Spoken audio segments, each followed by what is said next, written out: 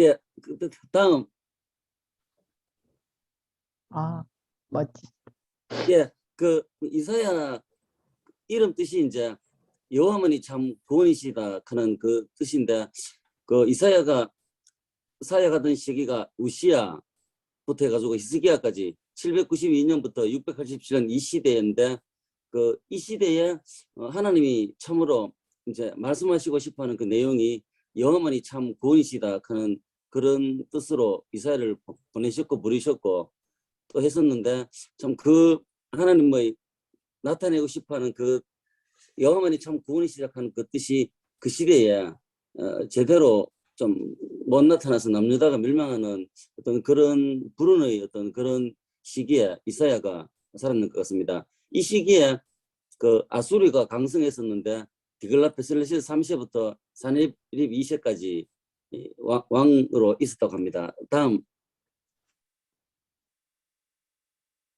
예, 그 이 시기에 큰 남유다 주위에 큰 일이 이제 아람이 이제 732년에 멸망했고 북이스라엘이 722년에 멸망하는 그런 시대를 겪은 그런 격동기였고, 아수르가 3, 4, 5차까지 이제 침략했었는데 마지막 5차가 사네립 왕 이게 와서 이제 예루살렘 한 개만 남겨놓고 47개성을 완전히 포위하고 풍전등화 같은 그런 상황에서 하나님의 은혜로 18만 5천 명이 사망하는 그런 역사적인 이제 시대적 배경이 있었다고 합니다. 다음.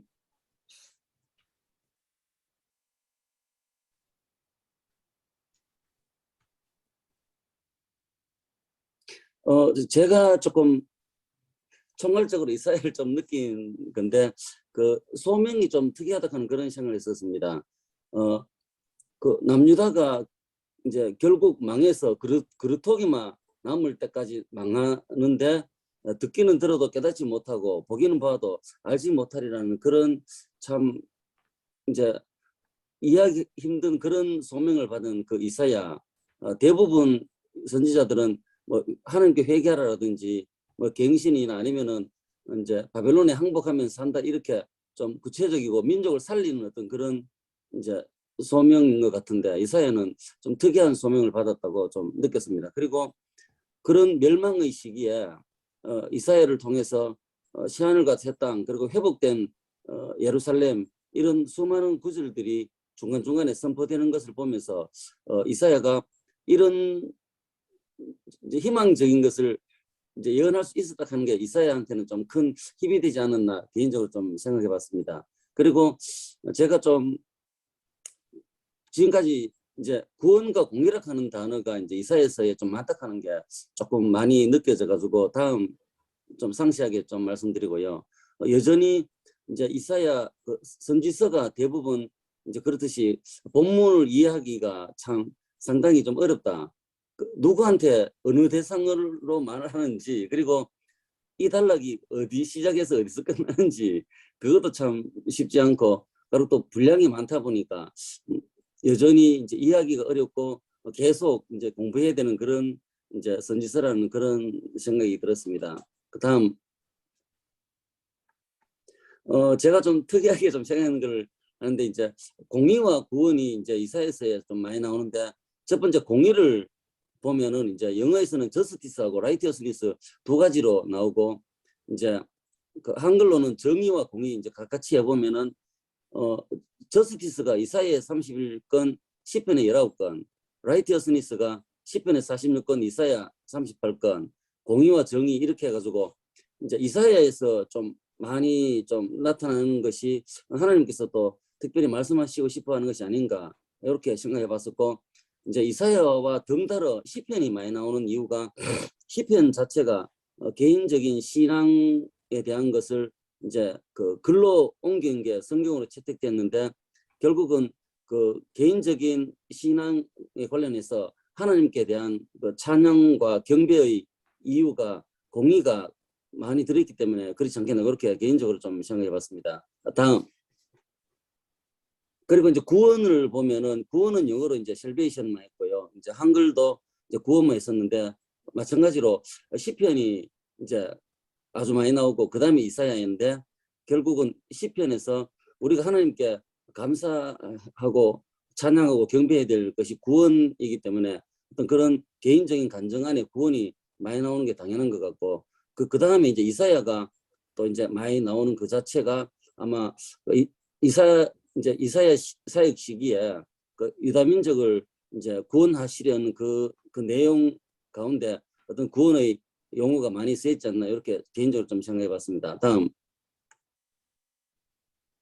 이제 이걸 공의와 구원을 합쳤는 한 구절에 합쳤는 게 나오는 개수를 또 찾아보니까 개역개정에 이사야가 12건, 시편이 3건, 이제 NIV 성경에는 이사야가 10건, 시편이 1건인데 이제 구원과 공의 이제 우리가 45장 이제 관설 질문할 때 그런 게 그때 이제 발견한 것인데 하나님의 어떤 특별한 어떤 공의와 구원에 대한 어떤 마음이 있지 않겠나 개인적으로 생각해봤습니다. 그다음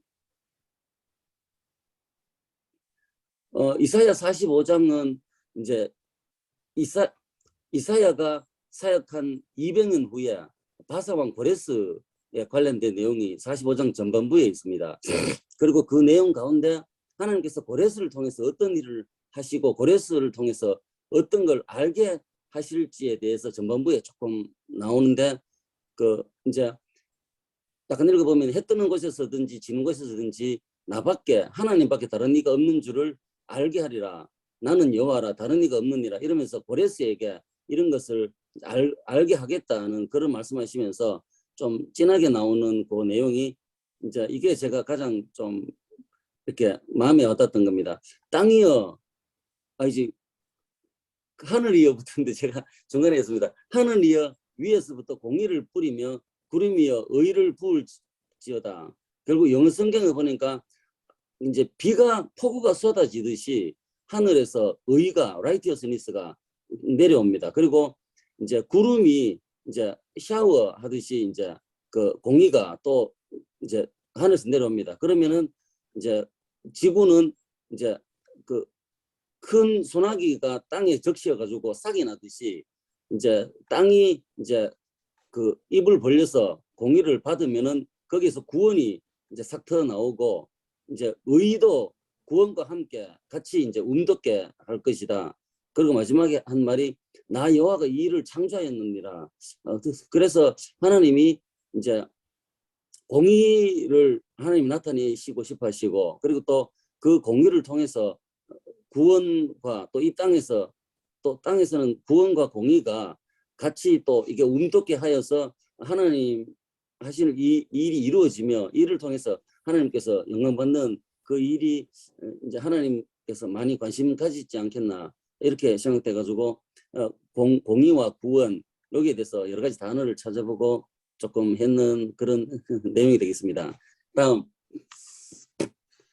그래서 이사야를 통해서 저에게 주시는 말씀인데 그러면은 나의 소명이 무엇인가 해서 뭐 이렇게 깊이는 생각하지 맞지만 조금 생각해 보니까 아직은 뭐 특별한 것은 없고 이제 단지 이제 아침에 일어나면은 이제 내 같은 사람이 어떻게 구원받노 하면서 감격하고 낮에는 제가 뭐 모든 직업이 이제 뭐 동등하게 귀한 걸 알고 있지만은 제가 이제 수의사가 돼서 또 농가를 섬기며 이렇게 하는 게 너무 참 감격스럽고 뭐 조금 공부 열심히 하고 또 이제 농가를 섬기다 보니까 뭐 어디 어떤 여러 가지 학회도 이제 발표를 할 수도 있고 이렇게 그런 가운데 너무 감사하고 밤에 잘 때는 이제 아내 손잡고 자는데 아내가 너무 착하고 그래서 참 너무 감사하다 하면서 늘 생각하고 지금 하나님 안에서 너무 감사하고 기뻐하는 게 저희 이제 지금 현재의 소명인데